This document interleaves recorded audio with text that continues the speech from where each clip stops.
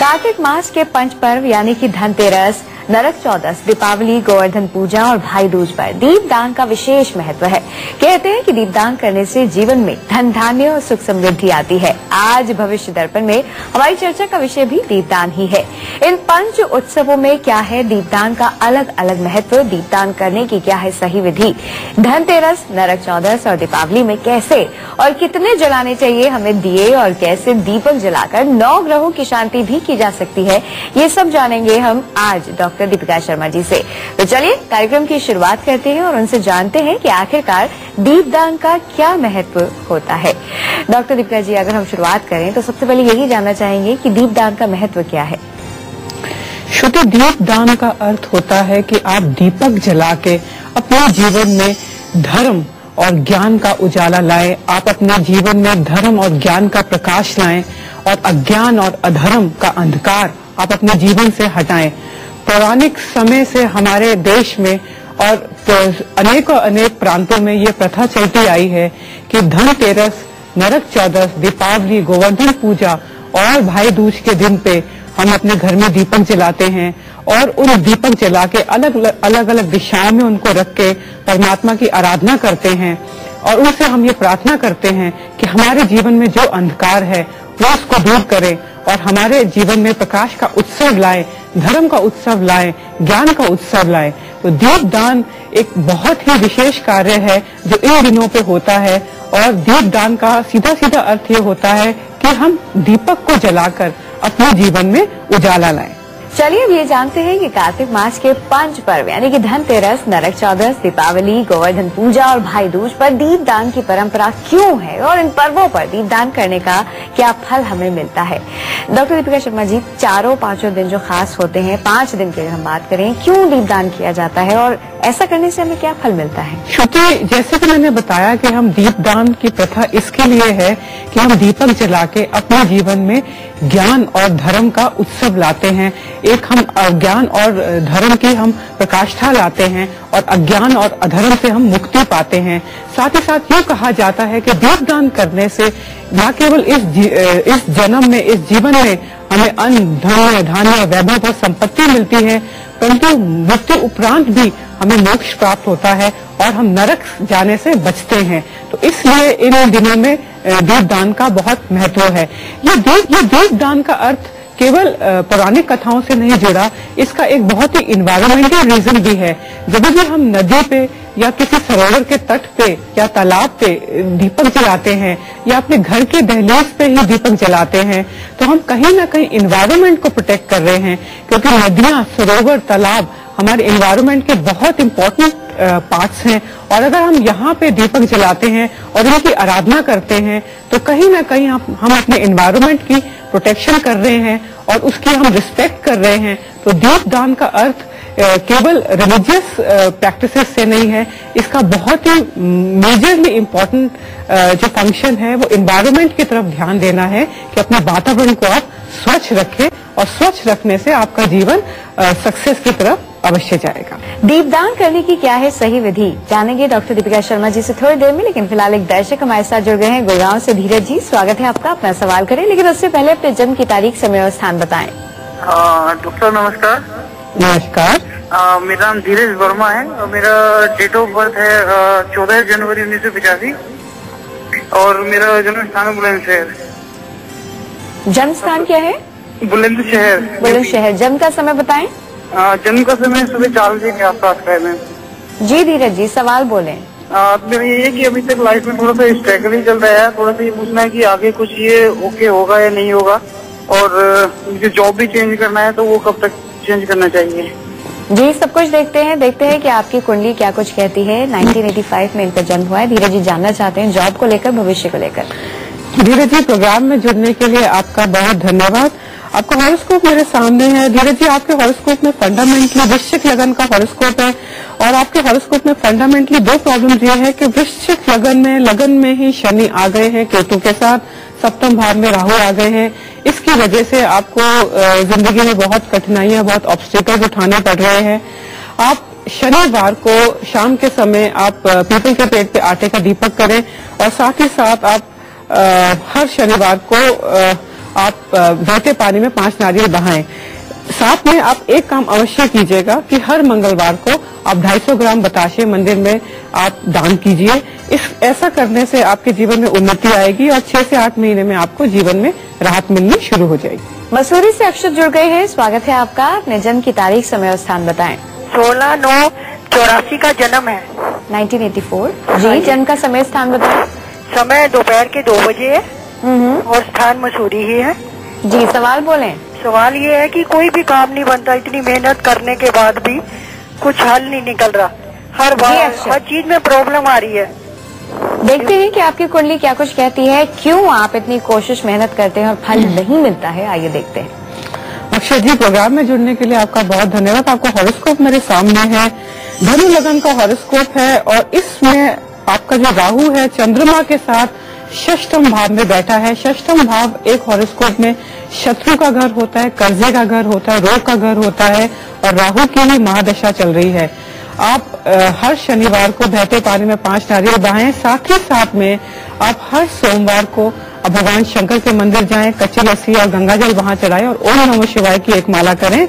आपको 6 से 8 महीने में राहत मिलनी शुरू हो जाएगी। आइए अब जानते हैं कि दीपदान करने की क्या है सही विधि। डॉक्टर दीपिका जी, क्या है सही विधि? श्रुति, दीपदान जो होता है वो अपने रिसोर्सेज के, अपने साधनों के अनुसार होता है।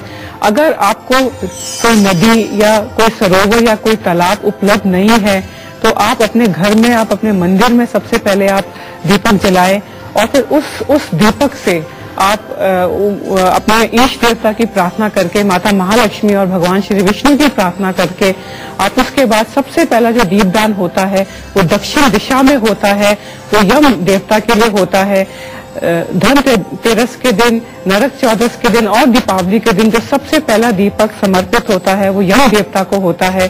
तो दक्षिण दिशा में आप वो दीपक जलाएं और उसके बाद अगर आपको कुबेर की कृपा प्राप्त करनी है तो फिर उत्तर दिशा में करें। अगर आपको शुक्र को प्रसन्न करना है तो फिर साउथ ईस्ट डायरेक्शन में करें। तो अलग अलग देवताओं की अलग अलग डायरेक्शंस होती हैं, परंतु दीपदान में इस बात का ध्यान रखना होता है कि यम का जो दिया होता है वो सरसों के तेल से जलता है और साथ ही साथ में आप यम भगवान की स्पेशल तरीके से आप प्रार्थना करें और इस बात का ध्यान रखें कि जो पहला दीपक है वो दक्षिण दिशा में ही जलाना चाहिए। अच्छा, चलिए ये बात हम जानने की कोशिश करेंगे कि क्या अलग अलग देवी देवताओं की उपासना करने के लिए हमें अलग अलग तेल का इस्तेमाल करना चाहिए। फिलहाल एक दर्शक हमारे साथ जुड़ गई हैं कच्छ से। मधु जी, स्वागत है आपका। अपने जन्म की तारीख, समय और स्थान बताएं। नमस्ते मैम, मेरा नाम मधु है।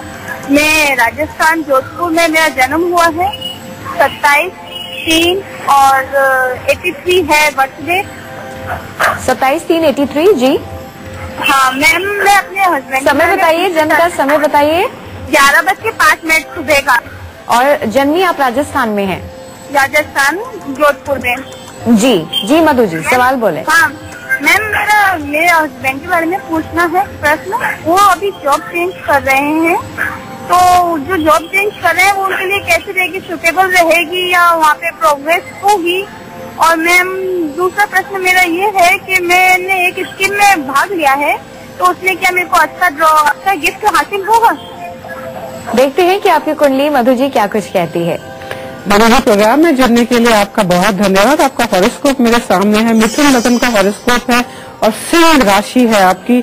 सिंह राशि पे इस समय गुरु का गोचर बहुत मेहरबान है और आपका चंद्रमा बहुत ही मजबूत कंडीशन में आपके 9th हाउस को देख रहा है, यानी भाग्य स्थान को देख रहा है।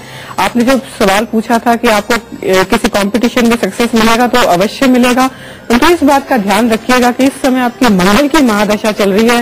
Mars is a functional malefic for Gemini, तो आप इसके लिए हर मंगलवार को हनुमान चालीसा का पाठ अवश्य करें और हर मंगलवार को आप श्री हनुमान जी के मंदिर जाके उनकी प्रार्थना अवश्य करें। सिंगरौली से पुष्पेंद्र जी जुड़ गए हैं, स्वागत है आपका। अपने जन्म की तारीख, समय और स्थान बताएं।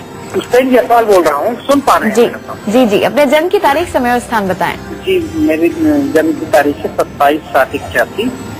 थोड़ा जोर से बोलें। 27/7/81 डेट ऑफ बर्थ है मेरी। 5:30 बजे। सुबह 5:30 बजे जी जी। और कहाँ जन्मे हैं? जबलपुर। जबलपुर। पुष्पेंद्र जी, सवाल बोलें। मेरे को ये जानकारी चाहिए थी कि मेरा बिजनेस इस समय, मेरा ट्रांसपोर्ट का बिजनेस है, ट्रक लाइन का, और मेरे बिजनेस में इस समय काफी मुझे लॉसेस हो रहे हैं, और मुझे क्या उपाय करने चाहिए और मेरे सबसे दिन कुछ ठीक होंगे। बिजनेस को लेकर जानना चाहते हैं और क्या खास उपाय करें जिससे कि बिजनेस अच्छा चले। देखते हैं क्या कहती है आपकी कुंडली। पुष्पेंद्र जी, प्रोग्राम में जुड़ने के लिए आपका बहुत धन्यवाद। आपका हॉरोस्कोप मेरे सामने है। आपके इस समय राहु की महादशा समाप्ति पे है। इसको टेक्निकली दशा छिद्र कहते हैं। जब भी एक दशा आरंभ हो रही होती है या खत्म होने को आती है, इस वक्त को दशा छिद्र कहते हैं। इस वक्त में, इस पीरियड में सबको बहुत सावधान रहना होता है, क्योंकि जिंदगी में जितने भी मेजर लॉसेस होते हैं इस पीरियड में होते हैं। आपको उस समय राहु की शांति करानी पड़ेगी, और क्योंकि राहु आपका सूर्य के साथ बैठा है तो आप हर रविवार को सूर्य का जल दें। इस बात का ध्यान रखें कि 2 साल बाद आपके गुरु की महादशा आएगी। यह गुरु आपके लिए शुभ है, तो आप वीरवार के व्रत भी रखना शुरू कीजिए और आपको जिंदगी में अवश्य ही सफलता मिलेगी। चलिए अब ये जानते हैं कि क्या अलग अलग देवी देवताओं की उपासना करने के लिए अलग अलग तेल का इस्तेमाल हमें करना चाहिए। जैसे कि शनिदेव की उपासना के लिए कहते हैं कि सरसों के तेल का दीपक जलाना चाहिए। वैसे क्या अलग अलग देवी देवताओं की उपासना के लिए हमें अलग अलग तेल का प्रयोग करना चाहिए, आइए जानते हैं। डॉक्टर दीपिका जी बताइए, शनिदेव का जैसे जिक्र करते हैं सरसों के तेल का इस्तेमाल करना चाहिए, ऐसे ही अलग अलग देवी देवताओं की अगर हम बात करें तो क्या वाकई तेल अलग अलग होना चाहिए? क्योंकि शास्त्रों और पुराणों में ये विधिवत है कि अलग अलग देवी देवताओं के लिए अलग अलग तेल का प्रयोग करना चाहिए। एग्जाम्पल के लिए शनिदेव के लिए जैसे आपने कहा कि सरसों का तेल बहुत अच्छा है। तिल का तेल शनिदेव के लिए भी होता है, राहुदेव के लिए भी होता है और केतु के लिए भी होता है। अगर हम श्री हनुमान जी की उपासना करें तो यूँ कहा जाता है कि चमेली का तेल उनके लिए होता है। हनुमान जी का श्रृंगार भी चमेली के तेल से बहुत सुंदर माना जाता है। गाय के जो दूध है उससे जो घी बनता है, जिसको हम देसी घी कहते हैं, वो माता महालक्ष्मी को विशेष रूप से पसंद है और भगवान श्री विष्णु उससे प्रसन्न होते हैं। तो अलग अलग देवी देवताओं के लिए अलग अलग हम तेल का जो विधि विधान से हम अगर करते हैं तो हमको उसका विशेष फल मिलता है। जैसे कि मैंने बताया कि अगर हमें यम का दिया जलाना है, दीप दान करना है, तो दीप दान में हम सरसों का तेल जब इस्तेमाल करते हैं तो हमें यम देवता का विशेष रूप से आशीर्वाद मिलता है। और दीप दान में यह ध्यान रखें कि आप सरसों का ही दीपक जलाएं। अगर हम बात करें 9 ग्रहों की, कहते हैं कि उन्हें प्रसन्न करना बेहद जरूरी है। अगर हम चाहते हैं कि हमारा सब कुछ अच्छा हो तो ऐसे में क्या दीप दान से 9 ग्रह भी प्रसन्न होते हैं? पहला सवाल तो ये, और साथ ही क्या है उसकी सही विधि, कैसे करें, किस मतलब तेल की अगर हम बात करें, अलग अलग तरह के तेल हो या अलग अलग तरह के दीपक हो, वो आप हमें बताइए।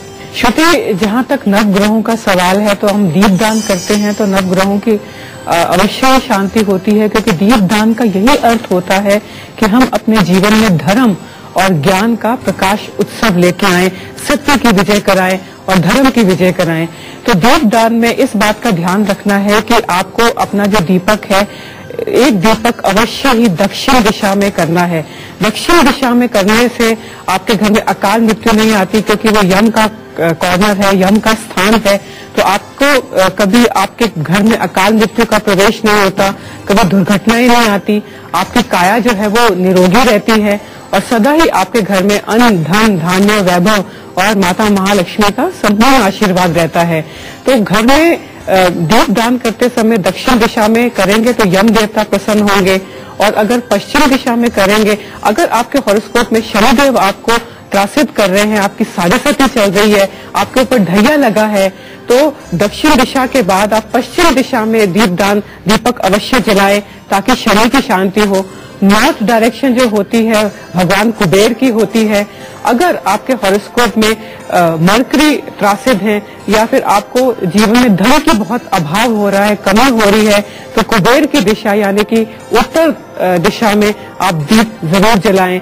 अगर आपके निज संबंधों में आपको आपकी पत्नी के साथ आपको बहुत ही कला कलेश हो रहा है, वैवाहिक जीवन आपका त्रासित है, तो आप साउथ ईस्ट डायरेक्शन में आप दीपक जलाएं, क्योंकि वो डायरेक्शन शुक्र की होती है, वीनस की होती है, which is a planet which is dominating love, passion and romance in your life. Similarly अगर आपको एक हॉरोस्कोप में आपका विवाह नहीं हो रहा या फिर आपको संतान नहीं हो रही, तो आप अपना दीपक ईशान कोण की तरफ जलाएं। ईशान कोण जो होता है वो प्लैनेट जुपिटर से गवर्न होता है, और अगर आप उस दिशा में जलाएं तो आपको संतान प्राप्ति में परमात्मा का आशीर्वाद मिलता है। तो इस प्रकार से अन्य अन्य दिशाएं हैं और अन्य अन्य प्लैनेट्स इनसे होते हैं, परंतु इस बात का ध्यान रखिएगा कि दीप दान करते समय दक्षिण दिशा में पहला दीपक जलाएं, फिर अन्य अन्य दिशाओं में जला के परमात्मा को प्रसन्न करें। तो पंच पर्व में अलग अलग दिशाओं में भी दीपक जलाया जाता है, इसका क्या विधान है और क्यों अलग अलग दिशाओं में दीपक जलाया जाता है जानेंगे थोड़ी देर में। लेकिन फिलहाल इलाहाबाद से एक दर्शक जुड़ गए हैं। केशव जी, स्वागत है आपका। अपने जन्म की तारीख, समय और स्थान बताएं। केशव कुमार है, 25/3/1955 है मेरा डेट ऑफ बर्थ। हेलो जी, जन्म का समय और स्थान बताएं। हाँ, ये घर में थोड़ी शांति नहीं रहती, पता नहीं क्या बात है। जन्म का समय, केशव जी जन्म का समय और स्थान बताएं। 25/3/1955 इलाहाबाद यूपी में मेरा जन्म हुआ था। कितने बजे जन्मे हैं आप? और 1:30 बजे दोपहर में। 1:30 बजे दोपहर में। जी, सवाल बोले अपना। हाँ, ये घर में शांति नहीं रहती, बहुत पैसे की बड़ी किल्लत रहती। मैं सरकारी नौकरी में रेलवे में हूँ और अच्छी पोस्ट पे हूँ, फिर भी पैसा भी नहीं रुकता। क्या वजह जी है? केशव जी, परेशान मत होइए, देखते हैं कि आपका भाग्य क्या कुछ कहता है। केशव जी, प्रोग्राम में जुड़ने के लिए आपका बहुत धन्यवाद। आपका हॉरोस्कोप मेरे सामने है।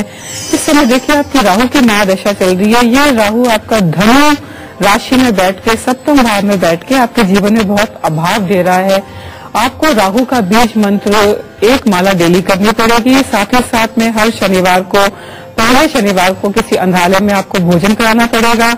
आपका जो गुरु है वो गुरु चंडाल योग में पड़ा हुआ है, तो हर वीरवार के आप व्रत रखने शुरू कीजिए, तो आपको 6 से 8 महीने में राहत मिलनी शुरू हो जाएगी। क्या अलग अलग मनोकामनाओं की पूर्ति के लिए दिशाएं भी महत्व रखती हैं? ऐसे में किस दिशा में हमें दीपक जलाना चाहिए, आइए जानते हैं। डॉक्टर दीपिका जी, अगर हम चाहते हैं हमारी सारी इच्छाएं पूर्ण हो जाए, तो ऐसे में कौन कौन सी वो खास दिशाएं हैं जिनका हमें ख्याल रखना चाहिए दीपक जलाते वक्त? छोटे अभी जैसे मैंने प्रोग्राम में बताया था कि नॉर्थ डायरेक्शन होती है, कुबेर की दिशा होती है। अगर आपको जीवन में धन की कमी है तो आप नॉर्थ डायरेक्शन में दीपक जलाएं। अगर आपको आपके वैवाहिक जीवन में समस्या है तो आप साउथ ईस्ट कॉर्नर जो वीनस का एरिया है आप उसमें दीपक जलाएं। अगर आप दक्षिण दिशा में दीपक जलाते हैं, जो कि बहुत इंपॉर्टेंट है, तो वो आपको अकाल मृत्यु, एक्सीडेंटल डेथ्स और आपको निरोगी काया प्रदान करता है। अगर आपको कोई असाध्य रोग है, कोई आपकी बीमारी ठीक नहीं हो रही, तो दक्षिण दिशा में आप अगर दीपक जलाएं तो उससे आपका निवारण होता है। तो इसी प्रकार से अगर संतान की कमी हो रही है तो फिर ईशान कोण में जो जुपिटर का एरिया है वहां पे आप जलाएं। अगर आपको पॉलिटिकल पावर चाहिए तो फिर आप नॉर्थ ईस्ट में जो कि सूर्य का भी कोना है, अगर आप वहां दीपक जलाते हैं तो आपको यश भी मिलता है और समाज में पॉलिटिकल पावर भी मिलती है। बरेली से मिली जुड़ गई है, स्वागत है आपका। अपने जन्म की तारीख, समय और स्थान बताएं। जी, मेरे पति का जन्म 26 जुलाई 1977, रात 12 बजे, दिन मंगलवार। रात 12 बजे, और कहाँ जन्मे हैं? बरेली। जी, सवाल बोले मिली। मैं अपने पति के बारे में जानना चाहती हूँ, क्योंकि मेरे पति प्राइवेट नौकरी जॉब करते हैं। मैं आगे का भविष्य जानना चाहती हूँ कि वो प्राइवेट जॉब ही करेंगे या कोई अपना बिजनेस वगैरह भी सेटल करेंगे। जी, आप क्या चाहती हैं?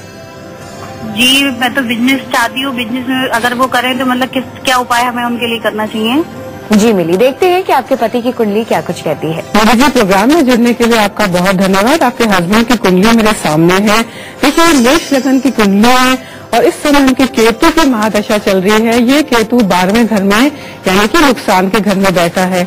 इस समय आपके हस्बैंड को जहाँ पे वो जॉब कर रहे हैं वही जॉब करनी चाहिए। बिजनेस इस समय बिल्कुल भी नहीं शुरू करना चाहिए। बिजनेस अगले 3 साल बाद जब शुक्र की महादशा उनके जीवन में आएगी तो शुरू करना चाहिए, वो तब फलित होगा। इस समय आपको केतु के उपाय करने हैं। केतु के उपाय के लिए आप हर शनिवार को सफेद और काले तिल थोड़े से घर के बाहर चींटियों को दान दें और डोमेस्टिक डॉग्स को आप खाना खिलाएं। इस बात का ध्यान रखिए मीनू जी कि जीवन में बिजनेस के जो आप जब भी बिजनेस के बारे में सोचते हैं तो सही वक्त पे एक कदम उठाना चाहिए, नहीं तो एक इंसान को बहुत लॉसेस झेलने पड़ सकते हैं। हमने देखा है कि कई लोग दिवाली वाले दिन अपने घरों में अखंड दीपक जलाते हैं। ऐसे में क्या कुछ खास सावधानियां भी हमें बरतनी चाहिए दीपक जलाते वक्त? आइए जानते हैं। डॉक्टर दीपिका जी, वैसे कई बातें हैं जिनका ख्याल रखना बेहद जरूरी है। जब हम कुछ अच्छा कार्य करते हैं तो कुछ सावधानियां भी होती हैं जो बरतने की जरूरत होती है। तो जब हम दीपक जला रहे हैं, क्या कुछ खास सावधानियां हैं जो हमें बरतनी है?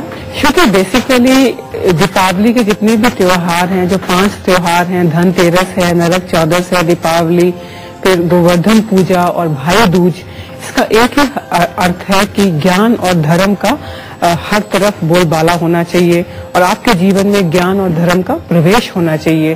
तो इसलिए घर की जो स्वच्छता है, जो फिजिकल क्लीननेस है और जो स्पिरिचुअल साफ सफाई है, उसका ध्यान रखिएगा। मानसिक पवित्रता, घर की पवित्रता, घर की साफ सफाई पे ध्यान दीजिएगा। बहुत हर्ष और उल्लास के साथ परमात्मा की आराधना कीजिएगा। सबके साथ बहुत ही पॉजिटिव एटीट्यूड रखिएगा। इस बात का ध्यान रखिएगा कि जब आप मेन दीपक जलाते हैं, मेन जोत जलाते हैं अपने मंदिर में, तो उस जोत से बाकी दीपक ना जलाएं। ये श्रम करें कि मोमबत्ती से या माचिस से अलग दीपक जलाएं, क्योंकि मेन जोत से कभी भी आपको घर के अन्य दीपक नहीं जलाने चाहिए।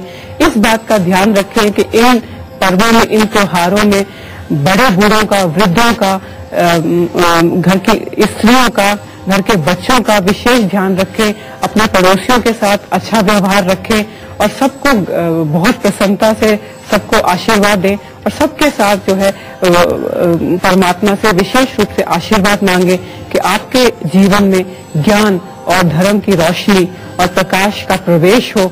इस जीवन में आपको धन, धान्य, सुख और समृद्धि मिले और इस जन्म के बाद आपको मोक्ष की प्राप्ति हो। डॉक्टर दीपिका जी, बहुत बहुत शुक्रिया तमाम जानकारी के लिए। धन्यवाद। तो हमारे खास कार्यक्रम भविष्य दर्पण में आज के लिए बस इतना ही। अगर आप डॉक्टर दीपिका शर्मा जी से संपर्क करना चाहते हैं तो इस पते या फिर ईमेल के माध्यम से संपर्क कर सकते हैं। Doctor Deepika Sharma, 5/11 ground floor, east Patel Nagar, New Delhi, 110008। Phone number 8826614490 और 8826614481।